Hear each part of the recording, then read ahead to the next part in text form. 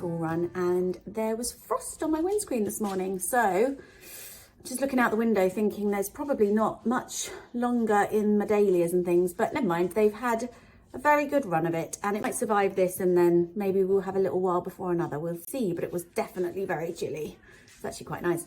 I am going to do some sewing today. I'm going to show you guys some plans that I have, and then I think I'm going to get cracking on Jack's costume. So he's got to be a knight, and I had a really fun plan for his costume.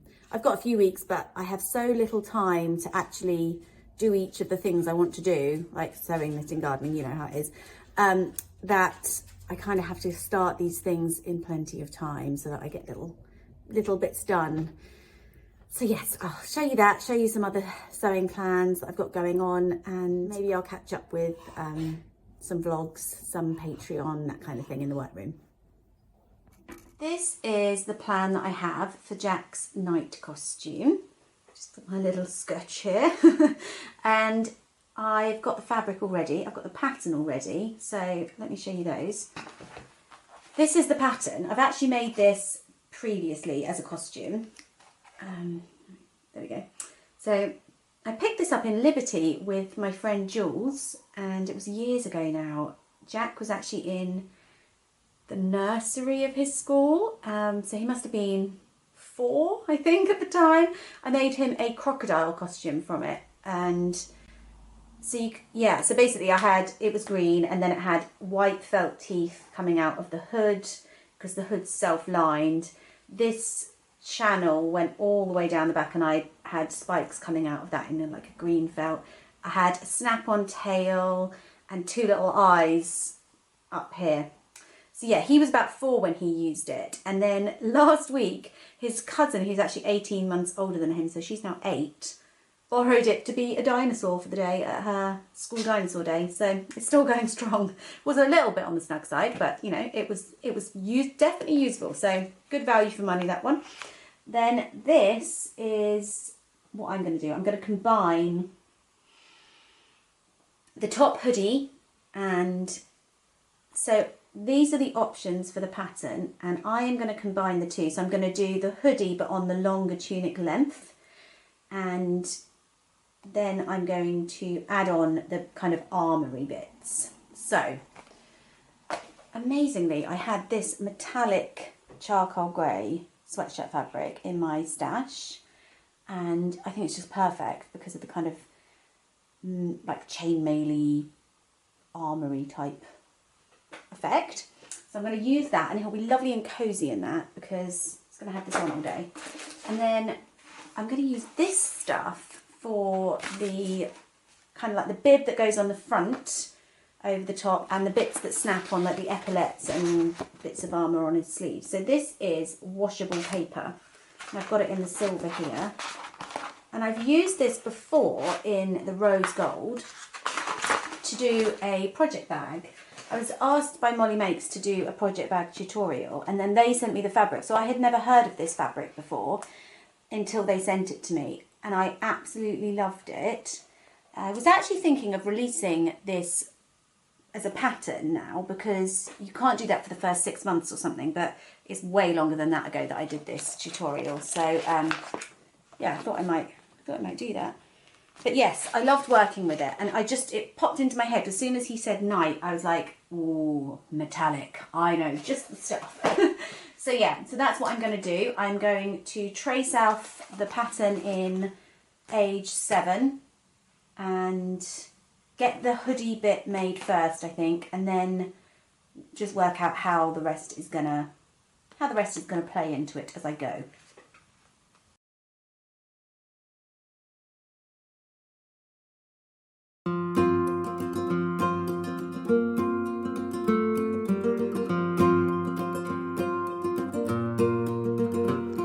I don't want to cut into my original pattern because then I can't use it again in a different size, and obviously I've already made this in age 4, I'm now making it in age 7, and even with adult patterns, your body shape changes, and I just think it's always best to leave your original pattern in its complete state. So I'm tracing this off onto some of my big roll of pattern cutting paper, making sure I've got all of the pattern pieces that I need for Jack's version.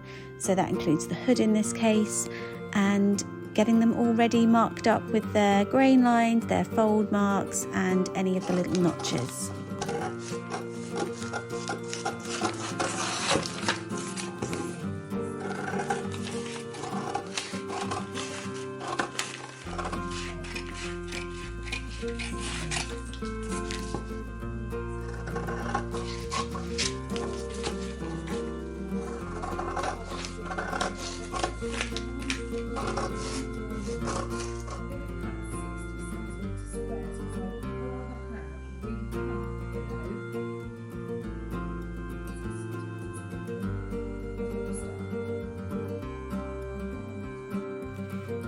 The fabric that I'm using is nice and wide and the pattern pieces are small, so I folded both the selvages into the centre using where the fabric had been folded as a guide.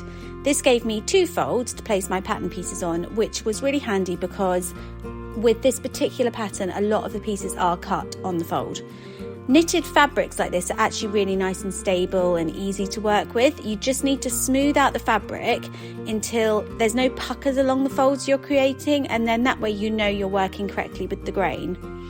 I remembered when I was cutting this out that the hood on this pattern isn't meant to be lined, which I find a bit peculiar because hoods are sort of more often worn down than up, and you can see the inside of a hood whenever it is like that. So I don't really want the wrong side of my fabric or seams showing there. I just don't think it would look very professional. So I cut out 2 hoods and will self-line this one, which is what I now remember I added to the green one. Really simple to do. And this fabric isn't actually too bulky, so it's not going to bulk it up and make that area particularly kind of uncomfortable or anything. If it was a much thicker sweatshirting fabric, I might have used a t-shirt fabric for the lining. Got all this cut out now. And I'm not going to get stuck into the actual sewing it together today because I'm not going to have enough time to really warrant setting up the overlocker and everything today. But at least I have everything cut out and it won't take long. I'll whiz it all together using my overlocker to do all the seams. So that will sew it together and finish the seams all in one step. So I'm just going to show you the other bits and pieces on my to sew list this autumn. And yeah, I'll come back to this in a few days and hopefully finish it up.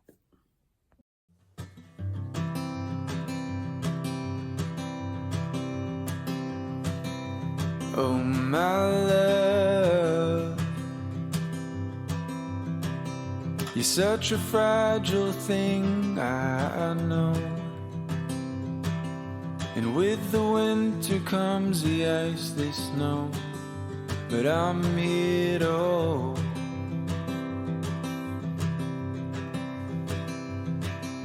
And oh my love, don't worry about the cold just yet. The trees haven't started to shed. Just feel the summer sun as it warms, I bet.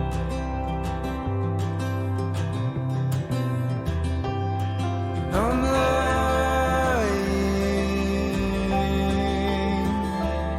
and I'm lying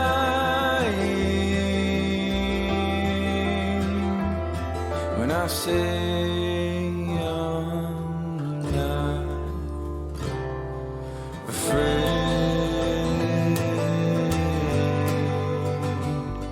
I'm in my living room now and I've got this basket by my TV unit and it's got some lovely cozy teddy bear blankets in that I picked up from Dunelm to go camping with. They are just so incredibly warm and lovely. But also in here is this faux fur, and I bought this years ago to make a coat, and I had to buy a minimum quantity. I can't remember exactly what that was, but it was way more than I needed for the coat. And so I thought I would make a coat and a throw. And all I've done so far, a couple of weeks back, is do these corners. So this is actually going to be the back of the blanket, and I have got some micro fleece. No, not micro fleece. It's like micro fur to sort of stitch down and have as a backing. And I'm just going to do that all by hand. So I'm just going to lay the micro fur over here with a folded edge and then literally go in and stitch down by hand. And then I can kind of comb out the faux fur, and I may actually even prep it by kind of trimming off the fur from, I don't know if I'll need to do that on a blanket though. I'd do that if it was a garment, but I don't know that I'll bother with a blanket. I'll see how I get on anyway. But that's the plan with that. It's such beautiful quality faux fur, and it's going to be so warm with that extra layer, which I think, to be honest, we are going to be very grateful for, because it's already so chilly in our house. And we actually have, it's not too bad of a house in terms of keeping the warm in and the cold out, and vice versa in the summer. But I still think we're going to want all the blankets we can get our hands on. So that's another thing on my list. But because it's hand sewing, I find those things harder to fit in, because kind of when I would do that is sort of also my knitting time. Also in this room is a rather large looming project. This armchair is very, very old, and it's an IKEA one. I've made covers for it before, but it's actually now got on just a bog standard IKEA cover that shrank when it got washed. It's stained and just generally needs, you know, replacing. So what I'm going to do is I'm going to make a cover, but not one with a skirt. So I'm going to make one that, because this should touch the floor, but it doesn't. So I'm going to make one that comes down to here and attach Velcro to the actual couch itself, and then Velcro to the cover, which will kind of end here and then just Velcro down. And I think that will make it look a lot nicer.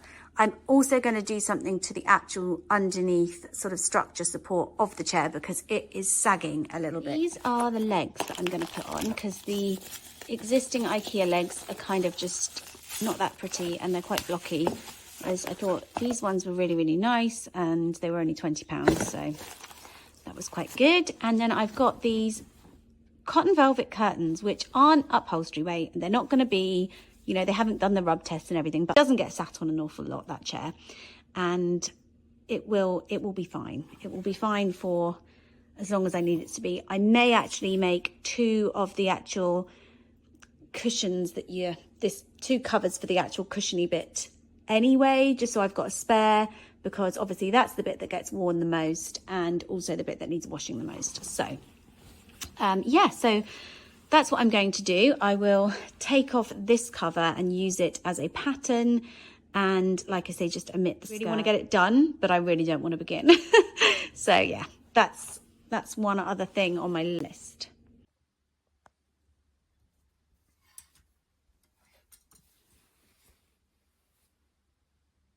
There isn't loads that I want to sew in terms of my own wardrobe at the moment, which is unusual, but I'm just generally feeling far more inclined to knit things for myself. But this is a dress that I made before I fell pregnant with Johnny, and never completely finished, because by the time I was about to finish it, I knew I was pregnant and wasn't going to really be able to use it, so kind of lost interest. I need to still put on the buttons on the cuffs and either do buttonholes or button loops. And I need to fix down the neckband facing. But before I do that, I need to reposition the zip, because it's way too big on me. So this zip needs to come out, and I need to pop it in where I've put the dress on, and then sort of pinned it in at the back to how it would fit better. And then I need to transfer those markings onto the paper pattern so that I can cut it out in the right size for any future versions. But yeah, it's got this great big ruffle at the bottom, and I saw a girl wearing something really similar on the train the other day, and I just loved it. It looked so pretty. She had it on with trainers and a coat, and it just looked really lovely. It was based on a dress that Villanelle wore in Killing Eve, and I think her one was actually a vampire's wife dress, and it was in this brilliant blue with flowers on. It was absolutely stunning. And yeah, as soon as I saw her in it, I was like, oh, I need to recreate that pattern and make that dress. So yep, that is a definite must sew on my to-do list. So I am leaving that there for now, leaving this in here so it's down here and easy to grab. I'm going to go and make some dinner, go and collect the boy, and yeah, those are my sewing projects to be, and hopefully I'll have some of them finished very soon and I can give you an update on them. My sister and I have been doing each other Halloween countdown kind of advents just because we're putting together our Christmas yarn advent at the moment, and we've just, I don't know, just put us in the mood. So anyway, I've been opening these every day and today I actually opened this one. I mean, pumpkin soap. This book is by the same author as a book that my mum, my sister and I all read last October. So good. It was so gripping. I sort of hadn't really read many books of this kind of genre until 2021. I don't really know why, but they're like a modern mystery. And yeah, I think I read about 3 last year and loved them. So I'm so excited to begin this, but I'm still working my way through Belladonna. So I need to finish that one first. And then I think I'm going to read this one next, or possibly Luck and Booth, and then this one. Luck and Booth is our book club book for our yarn book club for October. And it sounds super gothic and really up my street as well, but super excited about this. And also super excited to try one of these. I put in some candy corn into Jenny's, which I had never tried before, and it tastes like fudge, which I can't eat. So I'm very happy about that because I can eat the candy corn. I just thought if this was me, I would definitely want to know more about that book. So it says on the back, 3 girls missing. 20 years ago, one rainy night, Olivia Rutherford is driving 3 friends home when a figure in the road causes her to swerve and crash. Regaining consciousness, she finds herself alone in the car. Her friends have vanished. They are never seen again. Now, journalist Jenna Halliday visits the close-knit community of Staffordbury to persuade Olivia to talk and solve the mystery of the girl's disappearance. But Olivia won't speak. What happened? Is Olivia hiding something? Why are the people of Staffordbury so frightened? How many secrets can one small town hide? Oh, it just sounds so good. There's a place I have found in the shade on the ground, far from all worries and troubling sound. When I go there to be by myself, only need no